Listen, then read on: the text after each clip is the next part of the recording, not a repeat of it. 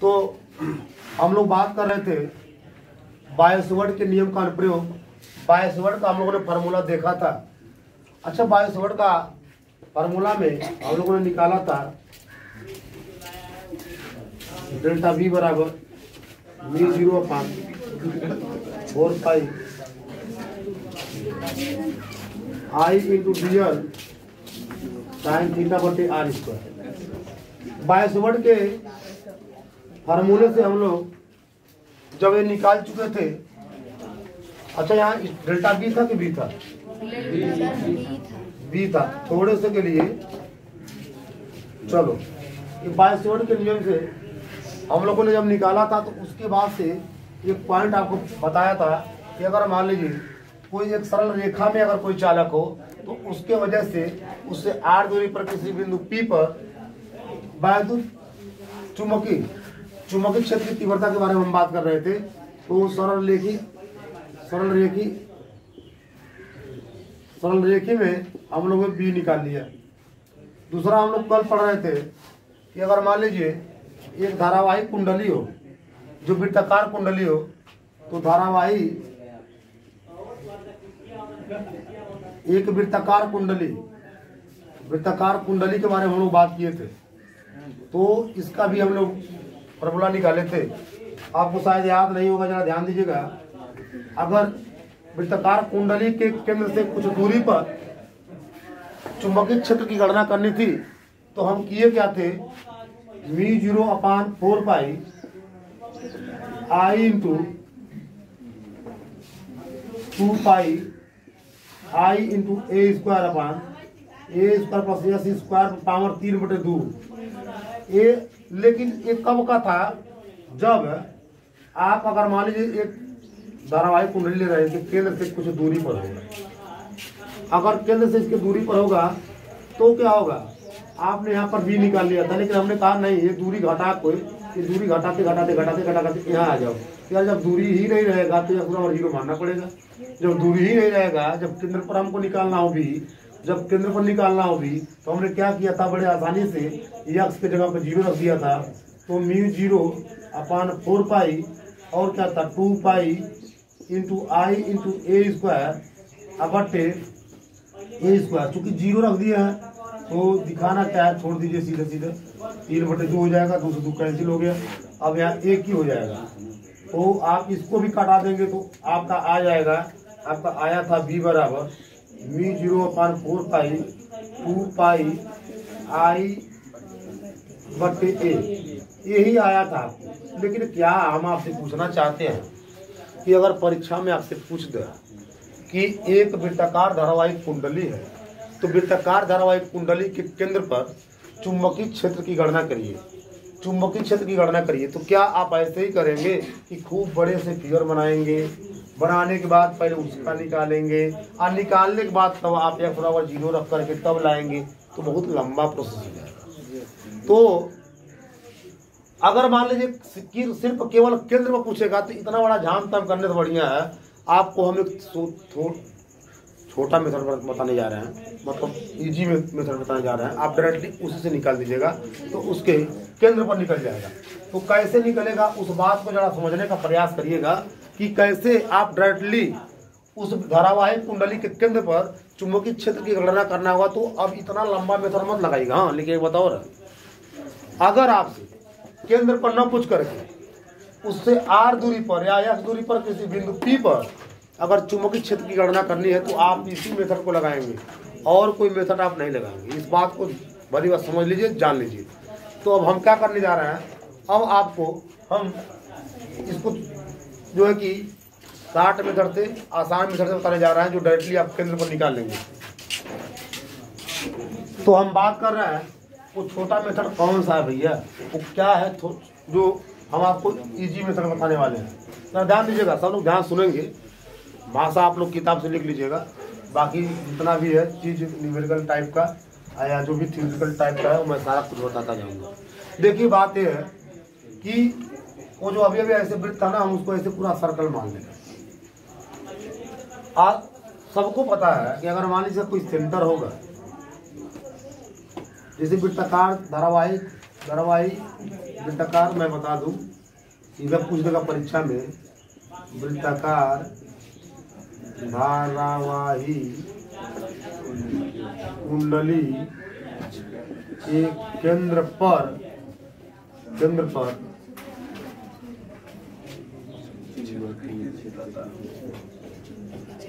चुंबकीय क्षेत्र की तीव्रता निकालना। अगर ऐसा आपसे क्वेश्चन करेगा तो डायरेक्ट जो मैं मेथड बताने जा रहा हूँ आप उसी मेथड का आप इस्तेमाल करेंगे, ज़रा गौर से समझेंगे। मान लीजिए अगर कोई सर्किल होगा तो सर्किल की त्रिज्याएं आप ए चाहे कैसे भी ले लीजिए, हम इसकी त्रिज्या को ए मान लें। अच्छा, जब जरूरत पड़ेगी तो अगर हम पूरे परिध के बारे में बात करेंगे तो आप कहेंगे सर 2 पाई ए ही इसका परिध है, क्योंकि त्रिज्या ए है तो ए हो जाएगा, त्रिज्या आर रहा था तो 2 पाई आर हो जाता। जैसा त्रिज्या वैसा उसका परिध, जैसा त्रिज्या वैसा उसका क्या हो गया परिध। तो ये हो गया 2 पाई ए। अब एक बात और बतानी है, अगर मान लो हम इसमें बहुत छोटा सा कोई अल्पांश मान लें, छोटा अल्पांश, चलो मैं मान ले रहा हूँ x1 मान ले रहा हूँ, x2 मान ले रहा हूँ, x3 मान ले रहा हूँ, छोटा अल्पांश मानेंगे। जब छोटा अल्पांश मानेंगे अर्थात ये बहुत छोटा दूरी होगा ये और ये भी बहुत छोटा दूरी होगा, तो छोटे अल्पांश मैं चेक कर ले रहा हूँ कि इसके वजह से इस पर चुंबकीय क्षेत्र कितना है। तो फिर पूरा सारा जोड़ लिया जाएगा, सारा जोड़ने के बाद चेक कर लिया जाएगा जो धारावाहिक कुंडली है और धारावाहिक कुंडली के जो केंद्र पर चुंबकीय क्षेत्र कितना होगा। तो आप सबको पता है कि बायो सेवर्ट के नियम से आप सबको पता है। अच्छी बात बताओ, अगर मान लो यहाँ पर x1 और x2 है ना, यहाँ पर x1 जो अल्पांश लेंगे ये वाला त्रिज्या इस अल्पांश पर क्या होगा, लंब होगा। जैसे आपको पता होगा स्पर्शी रेखाएं त्रिज्या पर सीधा क्या होगी, लंब होती है। तो बायो सेवर्ट के नियम से हमने आपको बताया था कि अगर v बराबर μ0/4 पाई और आप जैसे मैं लिखा हूँ I/dl sin थीटा बटे r स्क्वायर है। जरा ध्यान देना, क्योंकि थीटा का वैल्यू 90 डिग्री हो जाएगा। मैंने बताया कि स्पर्श रेखा त्रिज्या पर लंब होती है, तो ये थीटा बराबर 90 डिग्री हो जाएगा। जैसे ही थीटा 90 डिग्री हो जाएगा तो b बराबर μ0/4 पाई I/dl साइन 90 अंश। अच्छा, साइन सुनो होता है, साइन 90 समान 1 होता है, इसलिए यहाँ पर b बराबर μ0/4 पाई इंटू आई इंटू डी एल साइन 90 समान 1 हो जाएगा बटे आर स्क्वायर। अब जरा एक बात मेरी बताओ आप, अगर आपको इतनी बात आपको पता चल गया कब के लिए, जब अगर किसी केंद्र से और उस पर कोई जो अल्पांश लिए है, छोटा सा अल्पांश x1 और x2 लिए हैं, उस अल्पांश के लिए इतनी व्यवस्था है।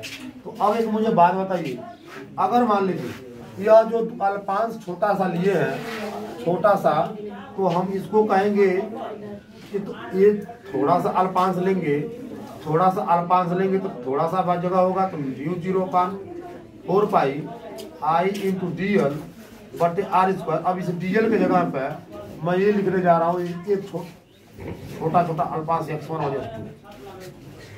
दूसरी बात, ये मान लो db1 मैं लिख दिया, थोड़ा सा अल्पांश, यहाँ से यहाँ तक लिखने में थोड़ा सा हमको चुंबकीय क्षेत्र मिला, क्योंकि थोड़ी सी अल्पांश मिली है। अब यहाँ और यहाँ से चेक करते हैं कि क्या मिलेगा। जरा अगले साइड से हम देखेंगे, हम डेल्टा B2 देख के चेक करते हैं। डेल्टा B2 मतलब यहाँ से हम यहाँ चेक करेंगे, भाई यहाँ से यहाँ तक एक थोड़ा सा निकला जो डेल्टा B1 था। अच्छा, यहाँ से यहाँ जो निकल रहा है डेल्टा B2 निकल रहा है, निकलना ही रहा, निकालने जा रहा है, तो जरा देखना फिर तो सब कुछ काम वही होगा। तो μ0/4 पाई आई इंटू, अब DL के जगह पे x2, यहाँ x1 x2 था, देखो भाई x1 x2 है ना, x1 से शुरू हो गया x2 तक, अब यहाँ x2 से शुरू हो गया x3 तक, धीरे धीरे बढ़ रहा है। तो यहाँ पर क्या हो जाएगा, यहाँ पर x2 हो जाएगा और यहाँ पर x3 हो जाएगा, अब बट यहाँ आर स्क्वायर हो जाएगा। सारी बातें आपको धीरे समझ में आ रहा होगा। तो अब एक कंडीशन यहाँ पर आ गया, अब थोड़े से अल्पांश डेल्टा B1 यहाँ है और डेल्टा B2 यहाँ है। अब इस वृत्ताकार कुंडली के पूरा परिणामी अगर मैं निकालूं, हाँ, वृत्ताकार कुंडली के पूरा परिणामी निकालूं या कुल डायरेक्ट लिखूं, वृत्ताकार कुंडली का कुल परिणामी, वृत्ताकार कुंडली का कुल परिणामी, वृत्ताकार वृत्ताकार कुंडली का कुल परिणामी चुंबकीय क्षेत्र कह सकते हैं। ठीक है, तो अब बताओ जब तनी तनी तनी तनी जोड़ते जोड़ते जोड़ते जोड़ते जोड़ते जोड़ते जोड़ते जोड़ते आप पूरा जब आ जाओगे ना तो कहोगे sir delta V1, delta V2, delta V3, delta V4। Sir एक समय ऐसा आएगा कि आप जहाँ से चले तो वहीं आ जाएंगे, अर्थात सब delta V1, delta V2, delta V3 सब करते करते आप प्राप्त कर लेंगे V को, आप अपने लक्ष्य की प्राप्ति कर लेंगे V को। अच्छा एक काम और करो, आप उधर भी तो ऐसा कर सकते हैं। कैसे? सर डेल्टा सिग्मा में delta V1, sir delta V2, sir plus dot dot dot dot dot dot dot सब जोड़ लिया जाएगा। सर सब जोड़ लिया जाएगा तो हम अपने लक्ष्य की प्राप्ति कर लेंगे। चलो भाई, अगर आप ऐसा कर ले गए तो सिग्मा है, आप सबको पता सिग्मा रहने दो। अच्छा डेल्टा V1 के मान आपको सबको पता है, डेल्टा V1 के मान आपका यहाँ मैं निकाला हूँ। तो चलो यहाँ पर हो जाएगा μ0 बटे 4 पाई और I इंटू x1 और बटे यहाँ पर r²। ये तो हो गया सिग्मा में डेल्टा V1 और प्लस सिग्मा में डेल्टा V2 का भी हम मान यहाँ देखिए निकाल के बैठे हैं। μ0 पान 4 pi into I x2 x3 बटे r²। आपको पता हो या ना हो, हम आपको बताने जा रहे हैं। हम ये आपको बताना चाह रहे हैं कि जितना भी अचर राशि है ना, जो समेशन के मतलब जो समेशन क्यों लगाया गया है भाई, हम क्या जोड़ना चाह रहे हैं, हम क्या जोड़ेंगे? हम तो x1 x2 से चलते हुए आएंगे तब वहाँ तक पहुँचेंगे। तो बाकी x1 x2 को छोड़ करके सबको क्या करो आप बाहर ले लीजिए। तो आप देखिए μ0 4 पाई और I बाई r², इसको बाहर ले लिया। ये 0.4 पाई, ये सब कॉमन बनते चले जाएंगे चाहे जहाँ तक आप जाएँ, ये कॉमन बन गए। और समेशन में बचा क्या x1 x2 plus s2 s3, ये आपका समेशन बन गया।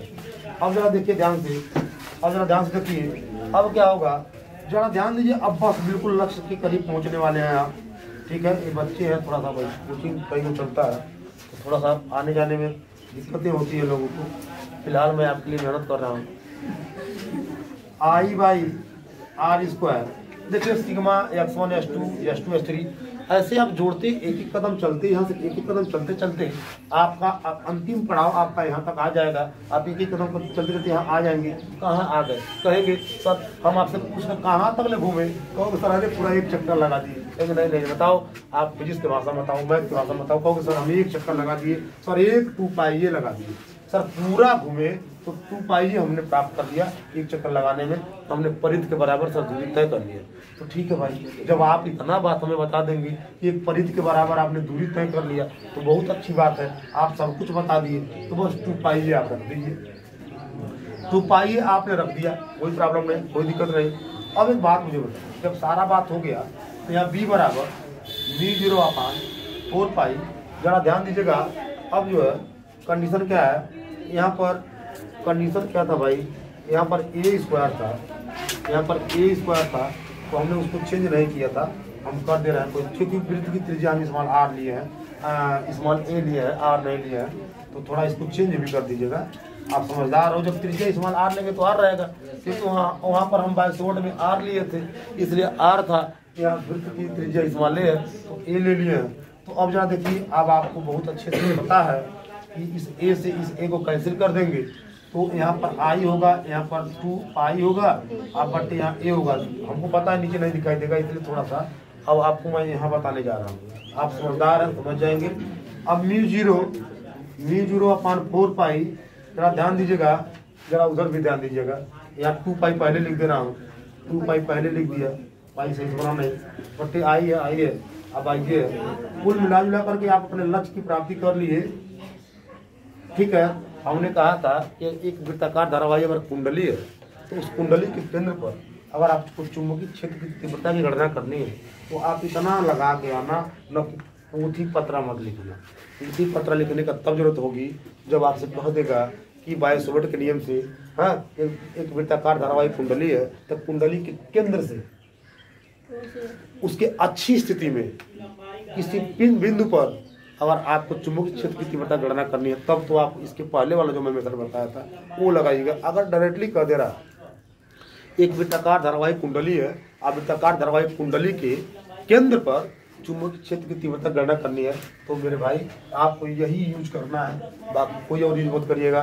तो आई होप, मैं आशा करता हूँ आपको समझ में आ गया होगा, लेकिन कुछ लोग लेट से आए हैं, मैं थोड़ा सा एक बार और रिवीजन कर दे रहा हूँ।